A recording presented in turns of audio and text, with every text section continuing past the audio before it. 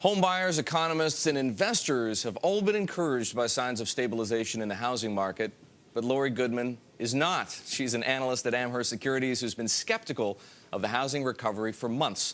Today, she's here to talk about loss severities. In short, how badly all the loans and mortgage-backed bonds and on bank balance sheets are likely to perform even if the economy gets back on its feet. Laurie, glad you could be back with us. Last time we had you, we talked about the so-called shadow inventory, all the homes that are out there but that have not been put up for sale by, let's say, the banks that end up repossessing them, and what that could mean for home prices. So you've taken that analysis of home prices that you've done, that they could fall perhaps another 8 to 10%, and looked at a bunch of other factors to come up with this prediction of potential severities. Walk us through that analysis a little bit and how you looked at different kinds of loans from prime all the way down to subprime. Yeah, what we did is we looked at different types of loans, and what we did is we said, so we looked at where current severities are coming in, which are pretty high, and then thought which is to say the amount of money that's not being recovered, right? The amount of money that's not being recovered.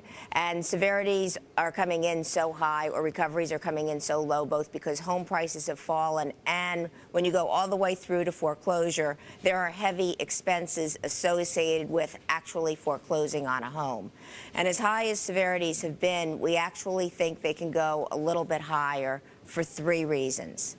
Let's just give people a sense of, I mean, we're looking here at prime loans. These are supposed to be the best loans you can get, and the base case scenario you're looking at, and that's sort of the picture for severities right now, is that you're not recovering 53% of the loan's value. Is that correct?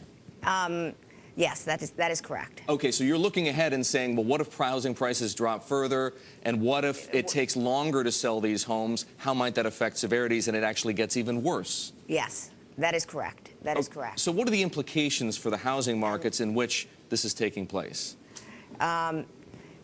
Basically, I think the major implication is, you know, in our previous work, we said you've got an overhang of 7 million homes. That is, people who are likely to liquidate. When you liquidate, this is the impact on the market. I think it basically serves to point out the fact that you need a very, very effective modification program so that these homeowners don't have to go through foreclosure. Foreclosure is a huge deadweight loss, both to the borrower and to the investor.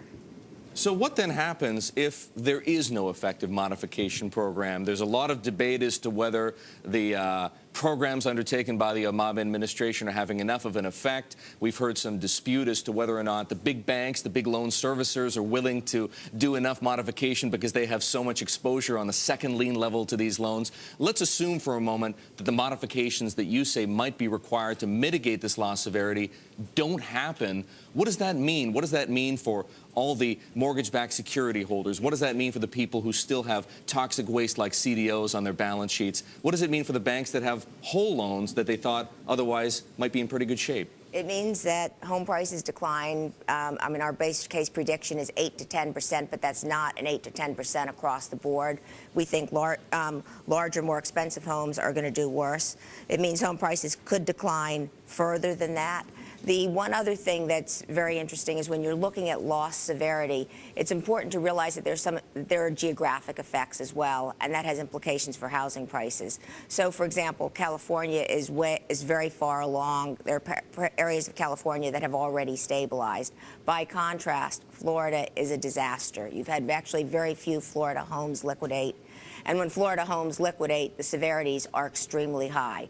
The pipeline is very, very skewed toward Florida loans. Why is that? Sorry, Keith, jump in here. I was just, from a timing perspective, when this down 8 to 10% price catalyst, is there an interest rate catalyst? Is there something in the data that you're looking at coming up year over year? You know, as we saw the recovery last year, Q2 is really that level?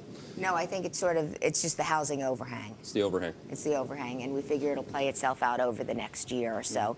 The reason Florida is has had a disproportionately low effect so far, and the pipeline is full, is because Florida is a judicial state. So it takes a lot longer to foreclose on a borrower, get him out of the house, and get the house on the market. What does that mean, a judicial state? It means that you need a judgment in order to foreclose on the home. I see. So things have to wend their way through the court system, in other words. And it's just slow. So what you find and the more homes, the bigger a backlog it is in the court system. And again, it's sort of a self-fulfilling prophecy, right? Exactly. All right, Laurie, fantastic analysis. Obviously, a pretty dim picture from your perspective for the housing market. To the degree that we all have a stake in this, let's hope that the modifications that you say are necessary come our way and we pull out of this steep dive. Well, thank you very much for having me. Great to have you. All right, folks, that was Laurie Goodman of Amherst.